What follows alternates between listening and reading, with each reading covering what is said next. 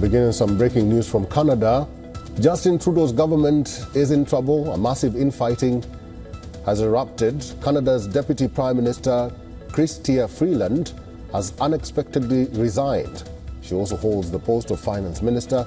She says she is no longer on the same page with Prime Minister Justin Trudeau about the best path forward for the country.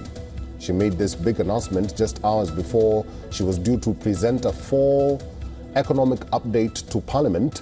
This document is widely expected to show the Liberal government had run up a much larger 2023-2024 budget deficit than planned.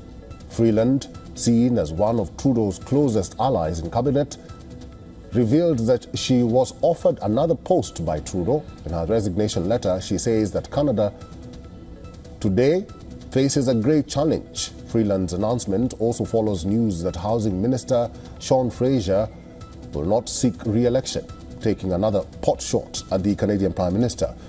Now, Freeland said that Donald Trump's administration is pursuing a policy of aggressive economic nationalism, including a threat of 25% tariffs.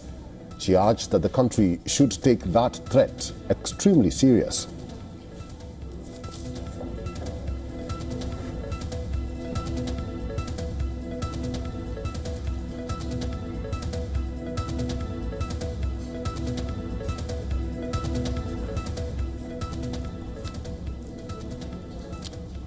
All right, let's talk about this developing story. Harrison Faulkner is a journalist and host of Ratioed on True North, and he's now joining us on this broadcast from Toronto. Harrison, good to have you with us. What's happening? Well, what's happening is Justin Trudeau's cabinet is imploding on itself, and it's happening at a slightly faster rate than I think even the most liberal-connected journalists anticipated. The news of Freeland's announcement today, according to the reporting, took every local journalist and even the cabinet by surprise because, as you mentioned in your report, Freeland is set to announce the fall economic statement today. And now it's not clear who's actually going to release that statement, who's going to present it, as Freeland is no longer the finance minister as well as the deputy prime minister. But it's important to read into that statement a little more in depth. Chrystia Freeland, as you mentioned, one of Justin Trudeau's most loyal political allies, largely seen as the brains of the Trudeau operation, takes a shot at Justin Trudeau by saying that this country cannot afford, quote, costly political gimmicks in response to Donald Trump's tariff threat, which she describes as a possible tariff war. So this is some major breaking news, and it's a very bad day for Justin Trudeau. Harrison, let's talk about the tariffs dilemma, because this has been going on for a week now. What's Canada's stance now that Donald Trump and also Justin Trudeau had a conversation together?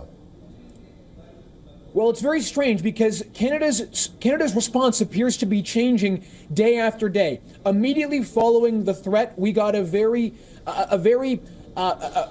what you would describe as perhaps a conciliatory response from Justin Trudeau to say, okay, we're going to take your concerns seriously, Donald Trump. We're going to take care of our border. We don't want to have you impose this threat on us. We can't afford it. That's just the reality. So the initial response was that Canada was going to do whatever we could to avoid it. We weren't going to provide any respond with any retaliatory tariffs.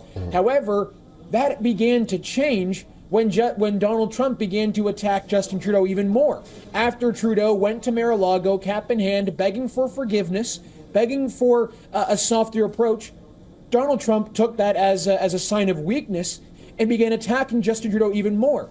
So in response, we now have a much tougher Justin Trudeau. We've got the Ontario Premier, Doug Ford, saying that he's going to threaten to turn off energy into Michigan, Wisconsin, and even upstate New York, whereas we have Western premiers saying that's a very bad approach. We want to do whatever we can to solve the border crisis. So what we're seeing now is Justin Trudeau not presenting a clear response, shifting in his own response, and we have the premiers at a provincial level differing in their approach. The Western premiers want to give Donald Trump whatever he's asking for. You've got Doug Ford, on the other hand, saying we want to fight the U.S.